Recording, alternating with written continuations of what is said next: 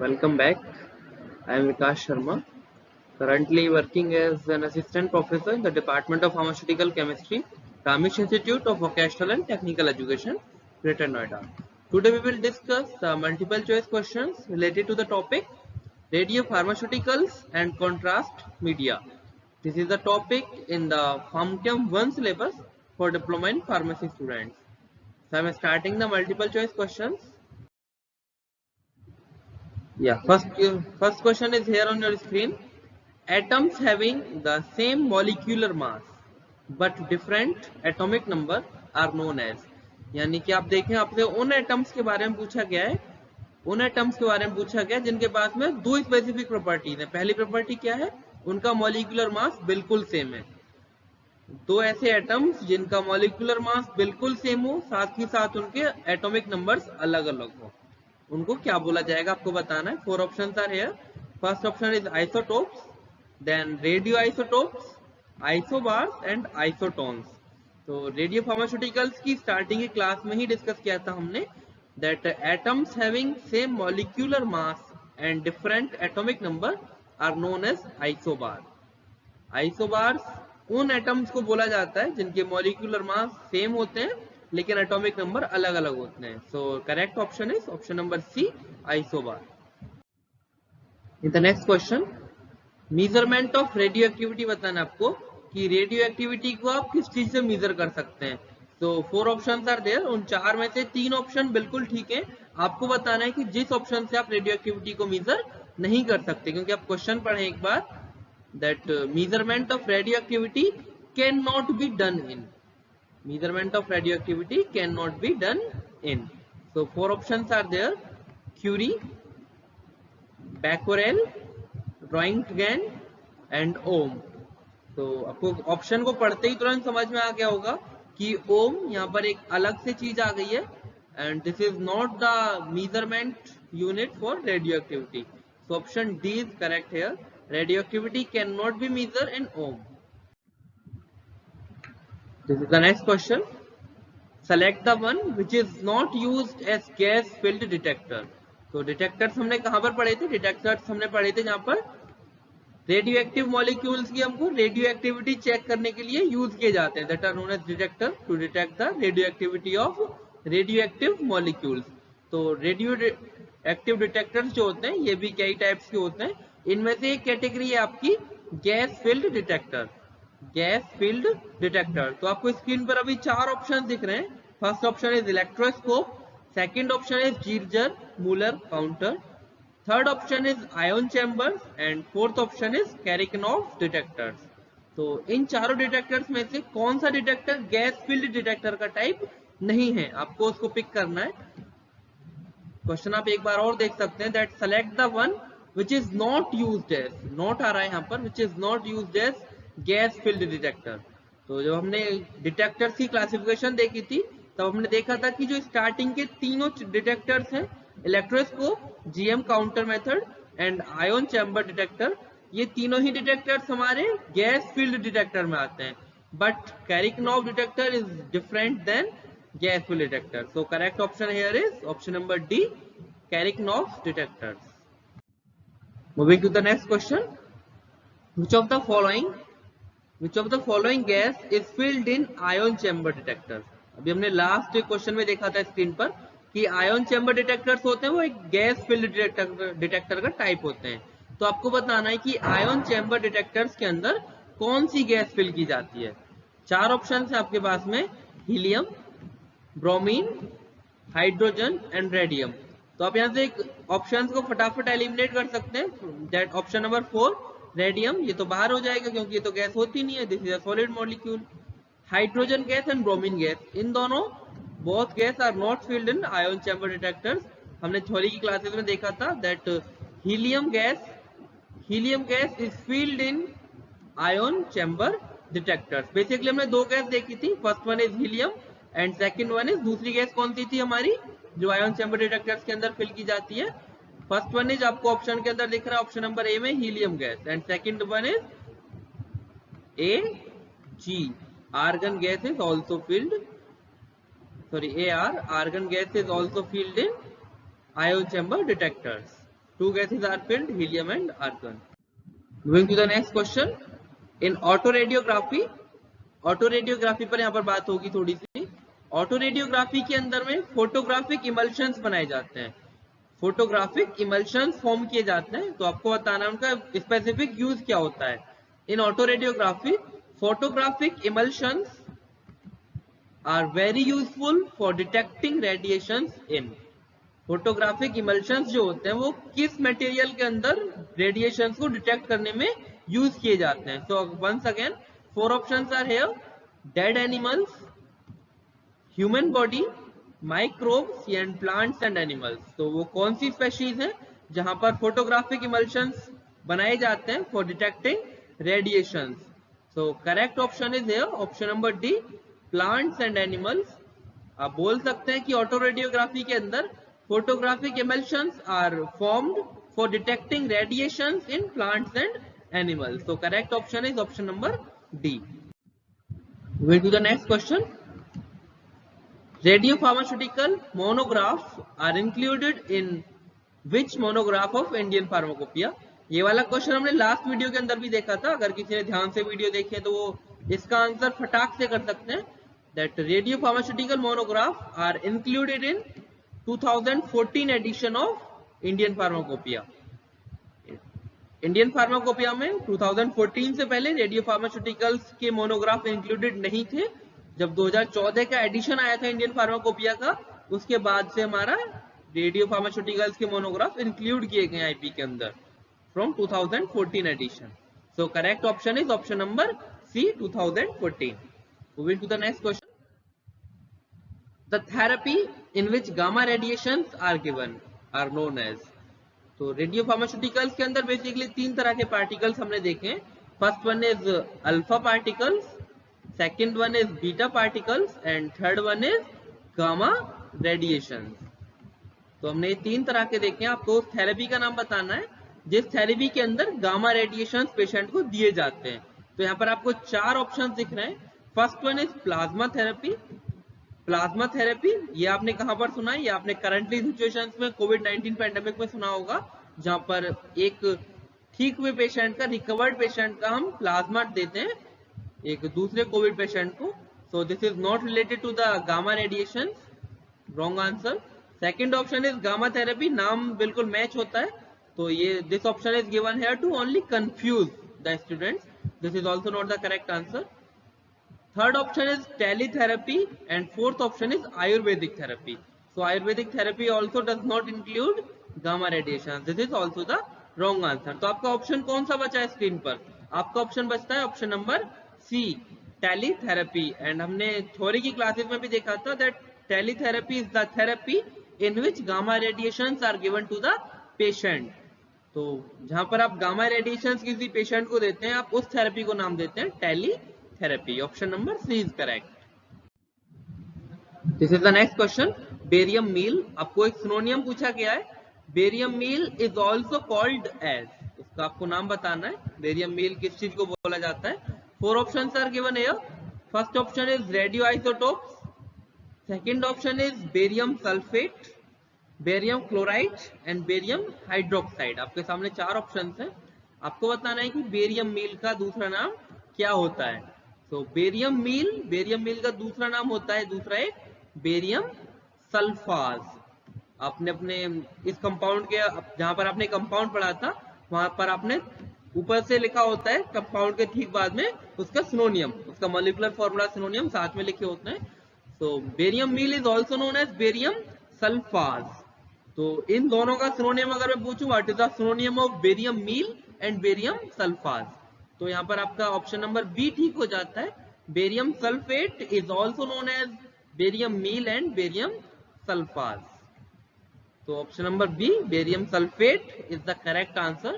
That is the synonym of barium meal. In this question chemical reaction is given here. Basically ये reaction एक synthesis reaction है, preparation की reaction है. आपने radio pharmaceuticals के अंदर देखी होगी. तो आपको रिएक्शन के अंदर में क्या दिख रहा है? आपको 2 मॉलिक्यूल दिख रहे हैं. First reacting molecule is BaCl2. BaCl2 का क्या नाम होगा? Barium chloride. And second molecule, इसको आप बहुत अच्छे से जानते हैं, H2SO4. It is also known as acid king and sulphuric acid.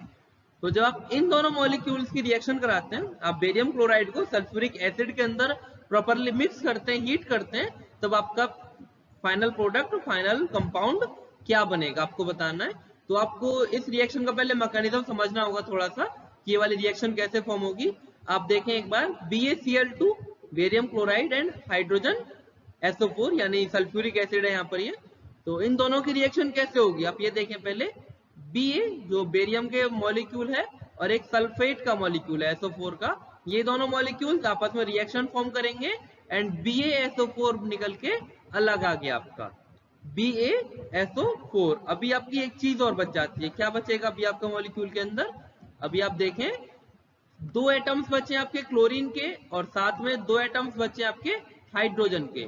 तो 2 atoms of hydrogen and 2 atoms of chlorine क्या बनाएंगे आपका 2 एटम्स ऑफ हाइड्रोक्लोरिक एसिड। यानी आपके क्या क्या कंपाउंड्स निकले? पहला एक निकला था आपका जब Ba ने, जब आपका Ba है, बेरियम है, बेरियम क्लोराइड से बेरियम ने किसके साथ में रिएक्शन फॉर्म की है? सल्फेट के साथ में। Ba आपका जाके बाउंड हो जाएगा SO4 के साथ में, तो आपका एक कंपाउंड बन गया BaSO4 रिएक्शन में। दूसरा कंपाउंड जब BaSO4 निकल गया, क्या बचा आपका 2 atoms of chlorine and 2 atoms of hydrogen, दोनों आपस में रिएक्शन फॉर्म करेंगे, दूसरा कंपाउंड आपका बन गया हाइड्रोक्लोरिक एसिड। तो आप देखें ये वाला कंपाउंड कहां पर मैच होता है?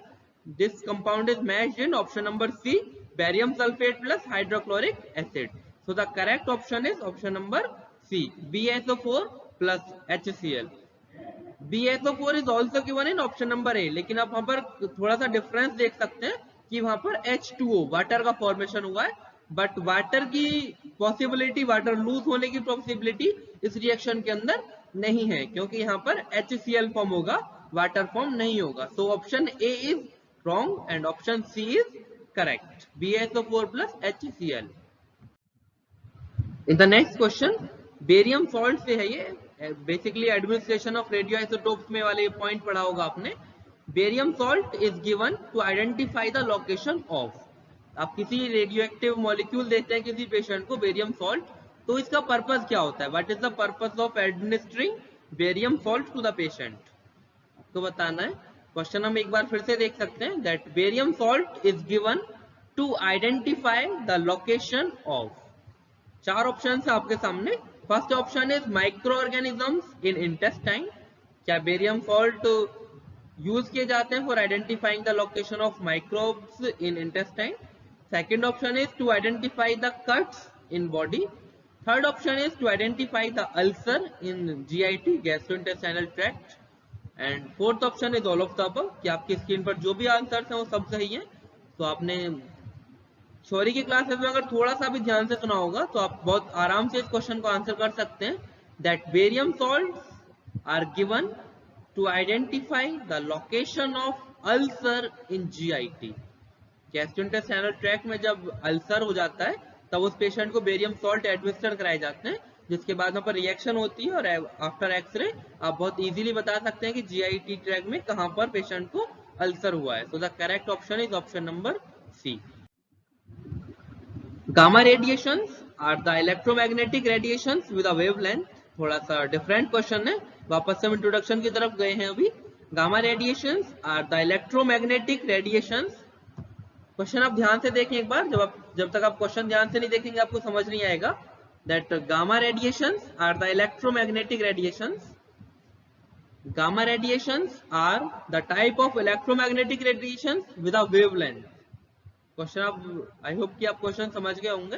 तो लाइट से यहाँ पर आपको कंपैरिजन करना है गामा रेडिएशंस का, कि गामा रेडिएशन से शॉर्टर होंगे, ग्रेटर होंगे या इक्वल होंगी। गामा रेडिएशंस और लाइट के बीच आपको कंपैरिजन करना है। So 4 options are here.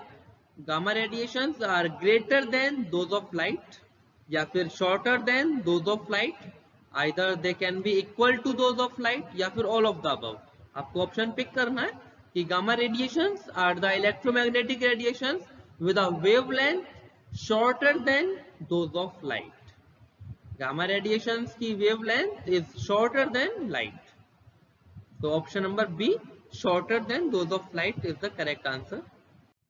Moving to the next question, यहाँ पर ये थेराप्यूटिक एप्लीकेशंस आपने पढ़ी थी रेडियो एक्टिव मॉलिक्यूल्स की, तो वहां से भी ये वाला क्वेश्चन है आपकी स्क्रीन के सामने।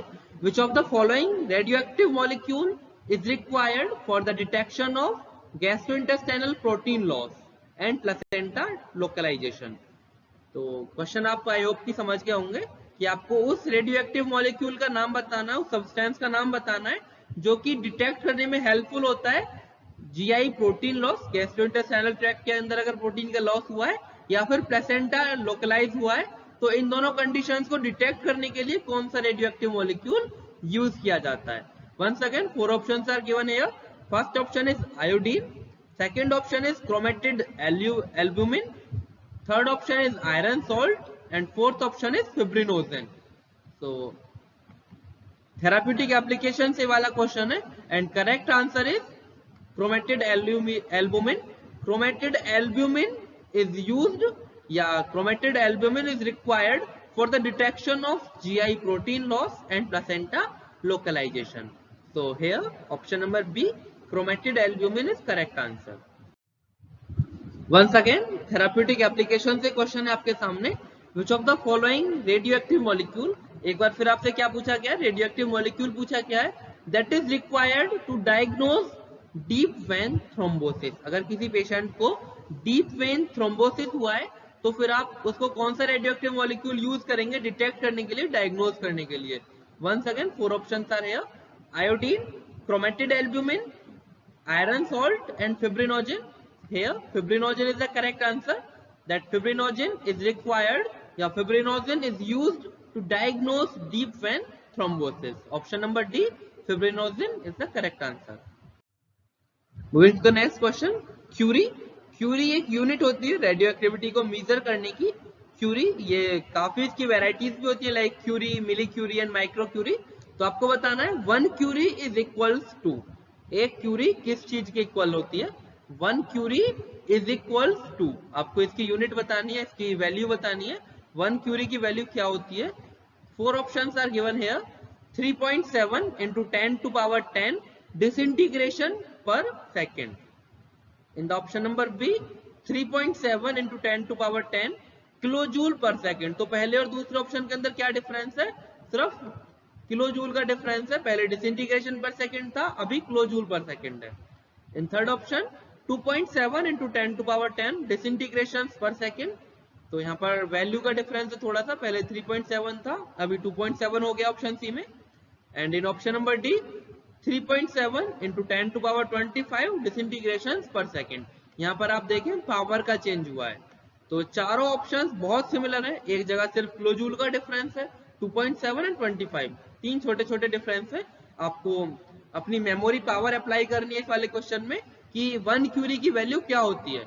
तो 1 क्यूरी की वैल्यू मैं यहाँ पर आपको बता दूं, 1 क्यूरी की वैल्यू होती है 3.7 into 10 to power 10 disintegration per second. एक क्यूरी बराबर होता है 3.7 गुणा 10 की power 10 disintegration per second. Correct option is option number ए। अभी हमने लास्ट क्वेश्चन में देखा था डिसइंटीग्रेशन पर सेकेंड, तो वहां से सबके मन में वाला क्वेश्चन आ जाना चाहिए था तुरंत कि भाई डिसइंटीग्रेशन पर सेकेंड क्या होता है, क्योंकि यहाँ से भी एक एमसीक्यू बनता है आपके बोर्ड एग्जाम्स के लिए, बीटीई यूपी के एग्जाम्स के लिए, that what is 1 disintegration per second. तो क्वेश्चन में यही है इस बार, 1 disintegration per second is called as, 1 disintegration per second is called as। तो चार ऑप्शन है आपके सामने स्क्रीन पर। क्यूरी, क्यूरी तो यहाँ पर हो नहीं सकता क्योंकि अभी हमने पीछे देखा था कि 1 curie is equals to 3.7 into 10 to power 10 disintegration per second. तो एक डिसइंटीग्रेशन पर सेकेंड क्यूरी नहीं हो सकता, आप इस वाले क्वेश्चन ऑप्शन को एलिमिनेट कर सकते हैं। Second option is becquerel, roentgen and millicurie, milli Curie भी नहीं हो सकता। आपके सामने दो ऑप्शन बचे अभी, becquerel and roentgen. So correct option is option number B, becquerel. Becquerel is called as 1 disintegration per second. 1 disintegration per second जब होता है टाइम, तो अब आप उसको बोलते हैं 1 becquerel. Correct option is option number B.